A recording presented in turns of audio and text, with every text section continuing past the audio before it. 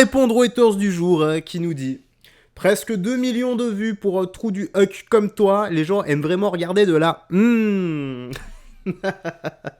Allez, je vais te faire rager un peu plus. Tu vois la vidéo en question, c'est celle-ci. Bon, à l'époque, elle faisait 10 minutes, maintenant elle fait 1 minute 30 parce que j'ai dû la couper au montage et je l'avais torché, oh, il me semble, 10 ou 15 minutes également. Alors, le truc, c'est que cette vidéo a fait effectivement 1,9 million de vues et elle m'a rapporté en 15 minutes 2746 euros, donc presque 3000 balles. Ouais, je trouve ça pas mal.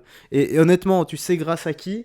Eh bien, grâce aux personnes comme toi qui n'arrêtaient pas de commenter cette vidéo à l'époque, elle a fait flamber l'algorithme. Donc, merci à toi et merci à tous les haters qui avaient commenté à l'époque. En tout cas, voilà, je vous remercie et je vous souhaite d'être touchés par la grâce de Dieu, que Jésus-Christ vous bénisse tous. Allez, quant au reste, quant à toi, frérot Serette, j'espère que tu vas bien, que tout se passe pour le mieux pour toi. Direction Tweetous, pour les petites news actu du jour, on va commencer. Mais avant ça, petit like et commentaire pour le soutien à la force et le référencement. Allez, on est parti, let's go. Donc, tranche de vie en plein Paris, regardez la voleuse. Donc, cette femme-là, elle a pas payé le taxi. D'accord. Elle a pris un taxi, elle a fait une confusion. Elle a fait une confusion, je suis pas Bolt. Je suis pas Bolt. Un Bolt, mais je suis pas Bolt, moi. Elle m'a pris, je suis pas Bolt. S'il vous plaît, vous êtes une voleuse. Vous n'avez pas maîtrisé. Payez-moi. Et vous allez faire quoi? Vas-y, payez vos dos. Venez, vous allez dire. Voleuse, regardez là la voleuse. Regardez là comment elle fait la voleuse. Vous voyez la voleuse, regardez, elle n'a pas honte. Elle n'a pas honte. Voleuse, regardez là, messieurs, dames. Regardez ouais, elle a pas payé, ça se voit qu'elle a pas payé. Regardez la voleuse. Bon, on va couper le son et regardez bien ce passage, les gars. Maintenant, vous regardez juste les expressions du visage, la gestuelle et le comportement. Et grâce à ça, vous avez une chance sur 2 de discerner qui dit le vrai du faux. Regardez juste. Attendez, donc là, elle revient. Voilà.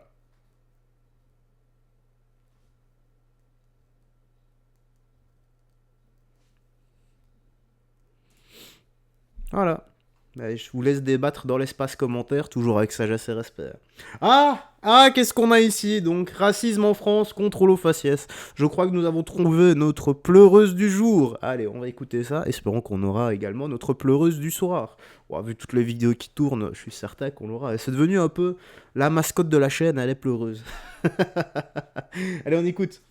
La France est un pays raciste et vous pourrez jamais me faire dire le contraire. Ça commence je bien. reviens tout juste du Japon, j'étais un mois en vacances là-bas et je suis arrivée ce matin du coup à Paris-Charles de Gaulle après 14 heures de vol. Je sors de l'avion tranquillement, j'étais parmi les premiers à sortir, chose à garder en tête. Il faut savoir qu'il y avait à peu près, je pense, 15 personnes devant moi. Je fais à peine 2 pas sur le territoire français que là il y a il y a genre 4 policiers qui attendent, je sais pas ce qu'ils attendent d'ailleurs. Donc les gens ils passent tranquillement. Moi j'arrive à leur niveau et là il y a une dame, elle m'intercepte. Elle me dit bonjour madame, vous êtes française? Est-ce que je peux voir votre passeport s'il vous plaît? Donc là faut voir comment dans ma tête j'ai levé les yeux au ciel, mais genre vraiment jusqu'à derrière ma tête carrément. Bon je lui ai pas montré mais j'étais vraiment saoulée, j'étais en mode putain. Vraiment genre à peine avoir posé le pied sur les territoires français que je me fais contrôler et je sais même pas pour quelle raison d'ailleurs. Bref, donc clairement pour moi c'était un contrôle aux faciès puisque les gens qui étaient devant moi n'ont pas été contrôlés et sachant que les gens qui étaient devant moi c'était genre que des personnes blanches, des personnes âgées et il y avait quelques asiates du coup. Mais j'étais genre la seule jeune un peu foncée de peau. Dans les commentaires si vous savez pourquoi il y a des policiers qui attendent devant les avions comme ça et pourquoi ils contrôlent, dites-moi. Mais je voulais juste remercier le steward noir, désolé j'ai pas pu demander son prénom, j'ai complètement zappé. C'est raciste. Mais qui était là pendant tout le vol et qui m'a demandé comment ça allait, etc. Et en fait, c'est marrant parce que juste avant que je débarque, le steward et moi, on a parlé juste avant l'atterrissage. Et je lui avais dit que j'avais habité à Reims parce que lui, il habite à Reims. Et je lui avais dit que j'avais pas trop aimé mon expérience là-bas parce que je trouvais que c'était une ville qui était assez froide et j'avais eu pas mal de comportements racistes. Du coup, il m'a dit que en gros, on était tout autant chez nous que eux et que c'était juste des personnes bêtes quoi et qu'il fallait pas trop calculer. Et en vrai ça m'a fait plaisir d'entendre ça parce que après avoir passé un mois au Japon Et être arrivé en France et 2 secondes après m'être fait contrôler aux faciès, je ne me suis jamais aussi peu sentie chez moi que quand j'ai frôlé le sol français. Donc c'est un peu désolant en vrai, ce genre de comportement. Après peut-être que je me fais des films et que c'était pas un contrôle aux faciès et que juste elle voulait me contrôler, mais bon en vrai... Bref, c'est fou qu'en Big 2025, juste le fait qu'on soit là, qu'on respire, ça puisse déranger des gens. Donc vraiment, toutes les minorités, on est ensemble. C'est pour ça que quand moi je vois une personne noire et qu'on est les deux seuls dans l'environnement, dans la configuration du truc, c'est long là ça me quand fait même. plaisir. Genre en mode, je suis pas toute seule et on se sait. Et c'est exactement ce que j'ai ressenti vis-à-vis du steward. Bon, je vais couper là parce que j'ai pas envie d'écouter la suite. Bon, pour le reste, je vais vous le dire clairement, chaque fois que je prends l'avion avec mon frère, il y a toujours 2 policiers ou 2 agents de sécu qui l'attendent quand l'avion atterrit et il se fait systématiquement contrôler pendant une quinzaine de minutes. Moi aussi, ça m'arrive régulièrement, chaque fois que je prends l'avion, eh bien, on check mon passeport, on le prend et je finis dans les bureaux avec soit des agents de sécu, soit des agents de sécu et des flics. Bon, moi je comprends pas pourquoi, mon passeport est toujours en ordre. Mon frère, je peux un peu plus comprendre parce que lui, il a une sale gueule et honnêtement, moi si j'étais flic, je me méfierais de la sale gueule de mon frère. Et pourtant, voilà, mon frère s'appelle Luigi, et jamais il a osé émettre ne serait-ce qu'un millième de soupçon du mot raciste, et ne serait-ce que le début de la lettre R, tu vois. Jamais, jamais, jamais. On se dit simplement, ils font leur job, et il y a un truc qui va pas, et voilà, quoi. Et nous, ça nous arrive, mais régulièrement. Pourtant... Voilà, je n'ai jamais dit ouais, vous êtes raciste. Ah, il faudrait que je sorte la carte une fois. Je crois que je me baladerai avec cette carte-là et je la montrerai comme ça sans rien dire. Si le mec regarde mes vidéos, il captera. Mais je crois pas. Alors, on a quoi ici ? Tous les attardés de gauche et d'extrême gauche partagent cette vidéo ce soir pour essayer... Ah oui, donc là, c'est ce qui s'est passé avec Jordan Florentin. Une de ses collègues, ils étaient à l'Assemblée nationale, donc là tu vois Raphaël Arnault, etc. Et tu as des députés qui sont arrivés du centre ou de gauche, je sais plus vraiment. Et regardez bien, après je vous mettrai la vidéo quand ça parle.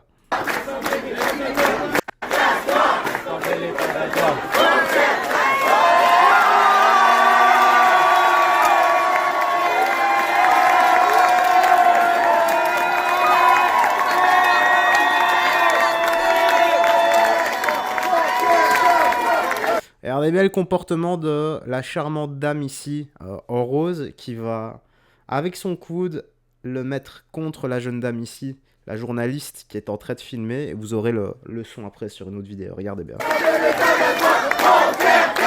Évidemment, ça lag.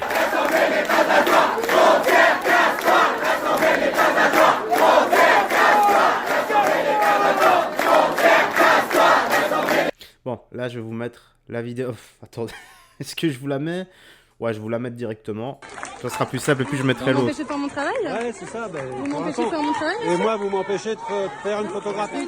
Vous m'empêchez de faire une photographie à l'Assemblée nationale. Vous m'empêchez de faire une photo à l'Assemblée nationale. Je fais mon travail de journaliste. Je fais mon travail de journaliste. Vous vous rendez pas compte de ce que vous faites là? Non, je fais mon Vous travail de rendez pas compte de journaliste. ce que vous Je faites? fais mon travail de journaliste. Vous êtes des fascistes. Je fais mon travail de Vous journaliste. êtes des fascistes. Attendez, je fais juste un peu passer. Travail de... C'est écrit Vous êtes des fascistes. Provoqué aussi, vous provoquez un député à l'Assemblée nationale. Non. Vous avez provoqué, vous avez dit que j'essayais de vous taper. Monsieur, Vous mentez. Vous m'avez bousculé. Vous mentez. Vous m'avez bousculé pour pas que je fasse une photo et Je que n'ai je pas fasse des bousculé, vidéos. c'est monsieur qui vous a bousculé. J'étais là avant lui, monsieur. Voilà. Voilà, là c'est le passage qui nous intéresse également.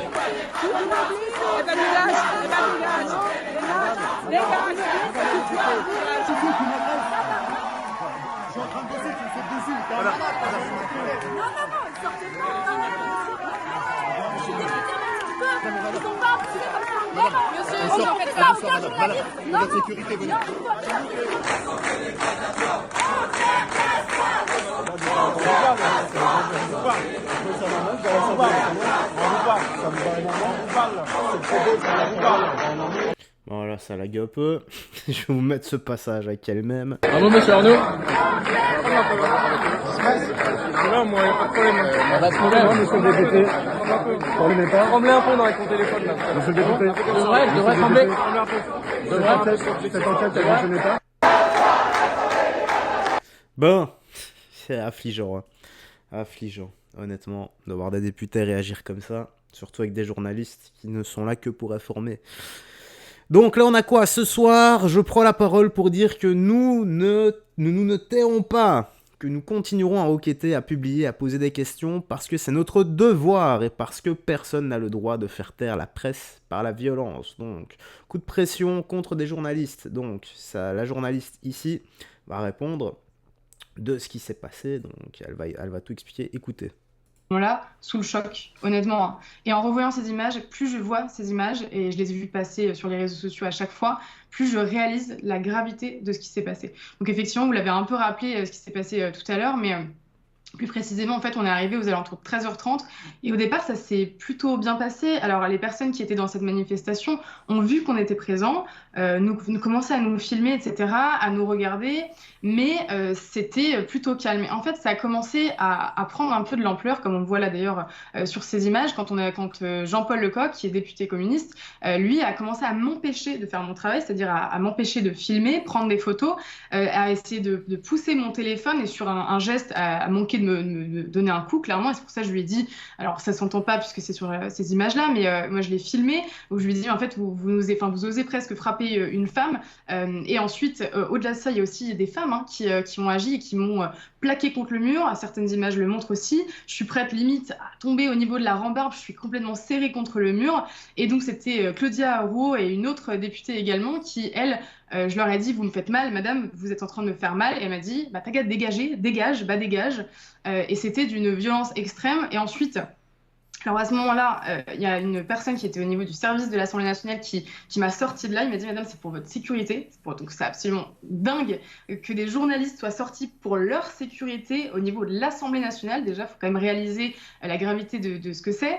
Et après ça, je me retrouve complètement coincée. Donc, monsieur Bilongo, monsieur Arnaud et monsieur Delaporte, 3 députés de la France Insoumise et également, il me semble, du Parti Socialiste qui me bloquent. En fait, j'ai été complètement toute petite. Il faut aussi réaliser que je ne suis pas très, très grande. Je ne suis pas un très gros gabarit. Et je me retrouve encerclée de ces hommes-là. Je me dis, en fait, à chaque fois, et Eric l'appuiera aussi, puisque avec du recul, quand on voit ces images, on n'imagine pas une seule seconde ça se passait avec un journaliste de gauche en face de personnalités de droite.